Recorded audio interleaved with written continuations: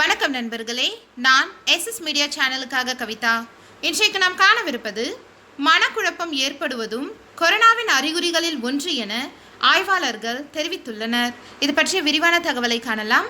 நம்ம சேனலுக்கு புதுசாக இருந்தீங்கன்னா SS மீடியா சேனலை சப்ஸ்கிரைப் பண்ணுங்க, கூடவே பக்கத்தில் இருக்கிற பெல் ஐக்கனை கிளிக் பண்ணுங்க. வாங்க வீடியோக்குள்ள போகலாம். கொரோனா வைரஸ் கடந்த சுமார் 11 மாதங்களாக நம் வாழ்வை புரட்டி போட்டிருக்கிறது.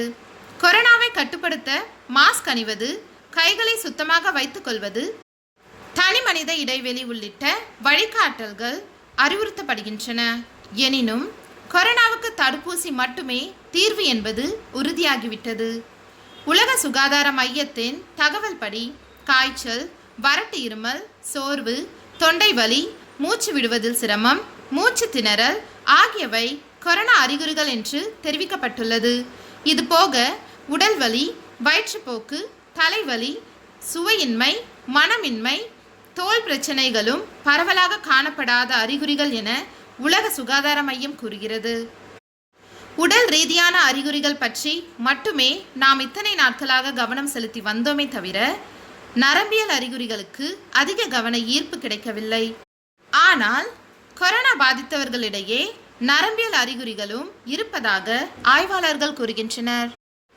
கொரோனா தொற்று ஏற்பட்ட தொடக்க நிலையில் சுவையின்மை, மனமின்மை, தலைவலி, இருமல், மூச்சு விடுவதில் சிரமம் ஆகிய அறிகுறிகளுடன் சேர்த்து மனக்குழப்பமும் ஏற்படுவதாக journal of clinical immunology and immunotherapy என்ற மருத்துவ பத்திரிகையில் வெளியாகியுள்ள ஆய்வு கூறுகிறது.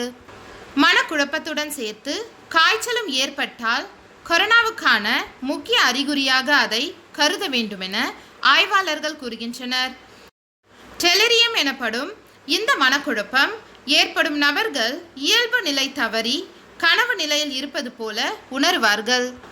கொரோனா வைரஸ் நேரடியாக மூளையை தாக்காவிட்டாலும் நரம்பியல் மண்டலத்தை பாதித்து தலைவலி, மனக்குழப்பம் போன்ற மன சிக்கல்களை உருவாக்குவதாக ஆய்வுகள் கூறுகின்றன. இதனால் பெரிய பாதிப்புகள் எதுவும் இல்லாவிட்டாலும் தற்காலிக மனக்குழப்பம், சித்த பிரம்மை போன்றவை ஏற்படும் என்பது ஆய்வாளர்களின் கருத்து. இந்த வீடியோ உங்களுக்கு பயனுள்ளதாக இருந்தால் லைக் பண்ணுங்க, ஷேர் பண்ணுங்க. இந்த வீடியோ பற்றின கருத்துக்களை கீழே கமெண்ட் பண்ணுங்க. ஏதாச்சும் குறிப்பிட்ட தலைப்புல இருந்து உங்களுக்கு வீடியோ வேணும்னாலும் கீழே கமெண்ட் பண்ணுங்க. மறக்காம நம்ம SS மீடியா சேனலை சப்ஸ்கிரைப் பண்ணுங்க, கூடவே பக்கத்தில் இருக்கிற பெல் ஐக்கனை கிளிக் பண்ணுங்க.